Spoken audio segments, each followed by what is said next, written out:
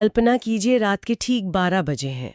एक पुराने घर की उस ठोस दीवार के पीछे से खटखटाने की लगातार आवाज आ रही है, जहां असल में कोई दरवाजा है ही नहीं।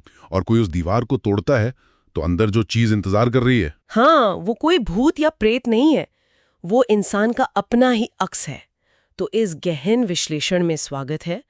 आज हम एक बेहद दिलचस्प और रोंगटे खड़े कर देने वाली कहानी पर चर्चा करने वाले हैं, जिसका नाम है रूम नंबर 7। बिल्कुल। और हमारे पास इस कहानी के जो अंश मौजूद हैं वो सिर्फ हॉरर नहीं है, ये एक मनोवैज्ञानिक थ्रिलर का बेहतरीन मिश्रण है। सही कहा। मतलब आज का हमारा मिशन सिर्फ एक डरावनी कहानी सुनाना नहीं है, हम उस मनोवैज्ञानिक गहराई को खंगालने वाले हैं जो ये कहानी हमें दिखाती है। हाँ, हम ये देखेंगे कि कैसे इंसान के अंदर का छुपा हुआ डर और उसका जो दूसरा रूप होता है, जिसे हम डार्क साइड कहते हैं, वही असल में सबसे बड़े खौफ का निर्माण करता है। और इस विश्लेषण को सुनने वालों को ये सोचने पर मजबूर होना पड़ेगा कि जो चीजें हम खुद से छुपाते हैं, क्या वे कभी सच में खत्म होती हैं? ये एक बहुत ही गहरा सवाल है। तो चलिए कहानी की शुरुआत करते हैं।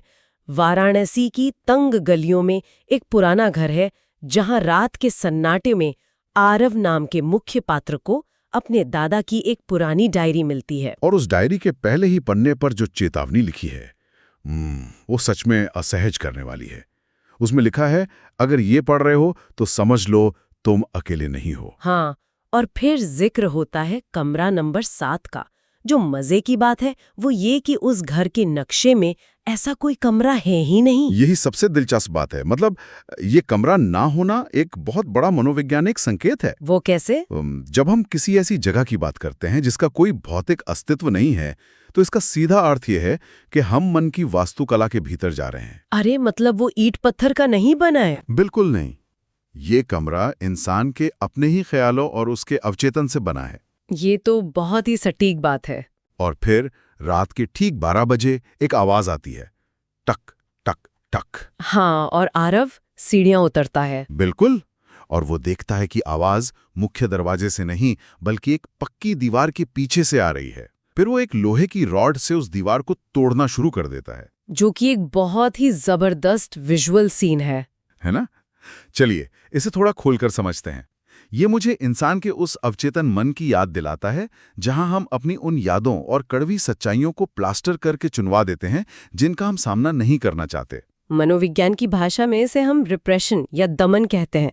मतलब जब इंसान का दिमाग किसी बेहद दर्दनाक सच्चाई को बर्दाश्त नहीं कर पाता, तो वो उसे एक डिफेंस मैकेनिज्म के तौर पर गहराई में दफना देता है। एकदम सही। लेकिन वो जानकारी वहां निष्क्रिय नहीं रहती। उसे दबाए रखने के लिए दिमाग को बहुत मानसिक ऊर्जा खर्च करनी पड़ती है। तो आरव का दीवार तोड़ना उसी मानसिक ऊर्जा के टूटने का प्रतीक है। हाँ, उसी दबे हुए सच के बाहर आने का प्रतीक है। और उस टूटी हुई दीवार के पीछे क्या मिलता है?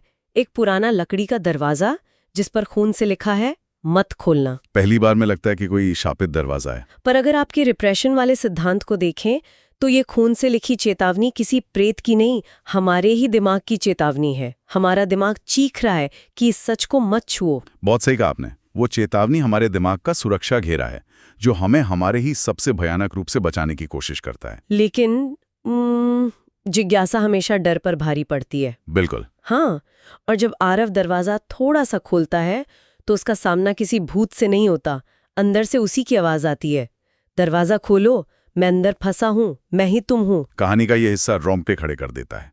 वो दरवाजे के पार कोई साया नहीं देखता, बल्कि खुद को ही कुर्सी पर बैठा हुआ पाता है। और उस दूसरे आरव की आंखों के नीचे गहरे काले घेरे हैं, चेहरे पर एक डरावनी मुस्कान है। वो कहता है कि दादा ने यह कमरा इंसानों को उनके दूसरे रूप से बदलने के लिए बनाया था। यहाँ जो सबसे दिलचस्प बात है, वो महान मनोवैज्ञानिक कार्ल जुंग के शैडो सेल्फ का सिद्धांत है। अच्छा, वो क्या है? जुंग का मानना था कि हर इंसान में एक अंधकारमय हिस्सा होता है, जिसमें वो अपनी वो सभी इच्छाएं और कमजोरियां छिपाता है जो समाज को मंजूर नहीं होती। तो वो काले घेरे ये दिखाते हैं कि वो हिस्सा सालों से बिना आराम किए जाग रहा है, राइट? बिल्कुल, एक कैदी की तरह। और इस श्वेत सामग्री में एक और विवरण है।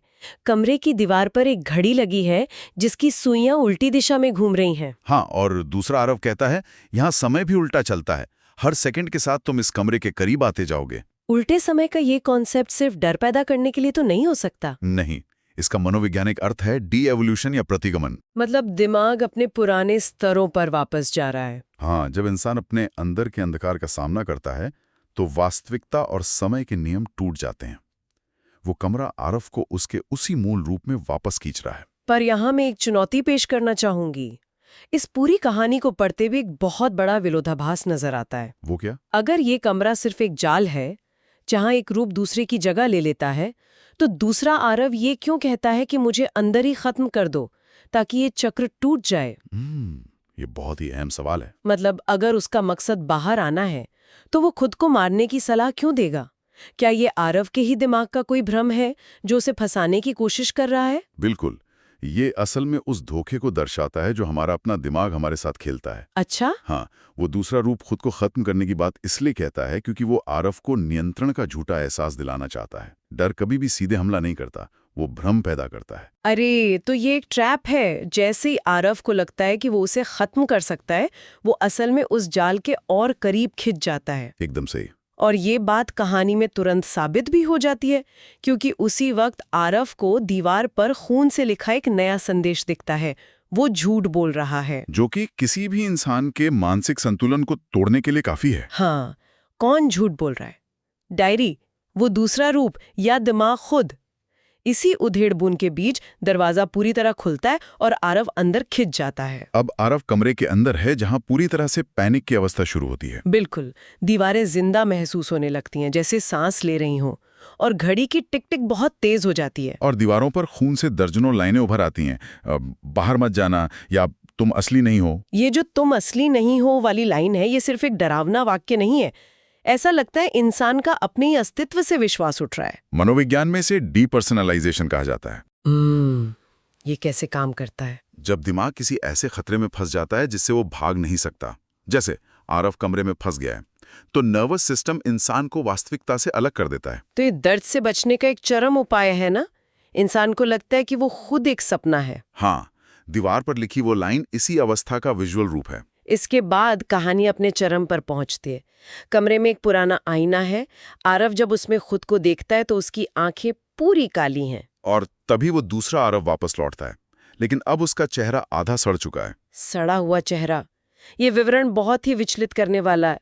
वो दूसरा रूप कहता है ये कमरा इंसान को नहीं बदलता, ये उसे दिखाता है कि वो असल में क्या है। ये सड़ा हुआ चेहरा इस बात का प्रमाण है कि जो भावनाएं या अपराध बोध हम दबा देते हैं, वो शांत नहीं बैठते, वो सड़ते हैं और एक विकृत रूप ले लेते हैं। बहुत ही भयानक विचार है ये। और फिर वो घड़ी रुक जाती है। अब 3 दरवाजे सामने आते हैं जिन पर लिखा है सच, झूठ और तुम। तो इन 3 दरवाजों का क्या अर्थ है? मैं भी इसी हिस्से पर सबसे ज्यादा अटकी। अगर सच का दरवाजा हो तो तार्किक रूप से कोई भी वही चुनेगा। हम सुनते आए हैं कि सच हमें आजाद करता है, तो आरव ने सच क्यों नहीं चुना? ये तर्क स्वाभाविक है, लेकिन एक्सट्रीम एंजाइटी के माहौल में इंसान का कॉग्निटिव बायस सोचने की क्षमता को विकृत कर देता है। मतलब जो सच आरव को महसूस हो रहा है वो उसका अपना सच नहीं, उसके डर का सच है। बिल्कुल, डर हमें यकीन दिलाता है कि हम बुरे हैं और यही हमारी एकमात्र सच्चाई है। अगर वो सच चुनता तो वो डर की दी हुई परिभाषा को स्वीकार कर लेता। और झूठ तो बस एक भ्रम है जो कुछ पल की शांति दे सकता है। इसलिए आरव तर्क और भ्रम को छोड़कर तीसरे दरवाजे की तरफ बढ़ता है। तुम। दादा की डायरी की वो लाइन याद आती है, सबसे बड़ा डर इंसान खुद होता है। हाँ, और मजे की बात है, तुम दरवाजे का हैंडल ठंडा नहीं था बल्कि गर्म था। वो जिंदा महसूस हो रहा था। ये गर्माहट बहुत कुछ बयां करती है।